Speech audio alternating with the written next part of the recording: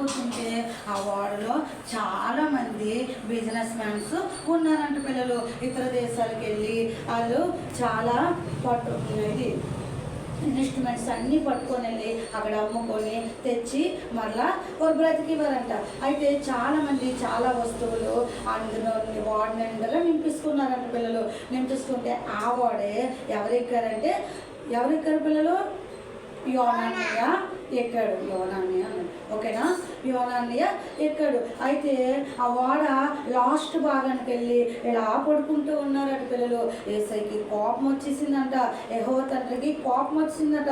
అదేంటి నేను నినివే పట్టణానికి వెళ్ళమంటే యోనా ఏంటి తర్సీసుకు వెళ్తున్నాడు అని చెప్పి కోపం, ఇలా కాదుండు నీ సంగతి అని చెప్పేసి సముద్రాన్ని ఒక్కసారిగా అలలు వచ్చేటట్టు చేశాడంట పిల్లలు. అలలు ఎప్పుడైతే వచ్చిందో ఇక వాడ మునిగిపోతుందంట. వాడలోకి వాటర్ వచ్చేస్తుందట పిల్లలు. వాడలోకి వాటర్ వచ్చేస్తే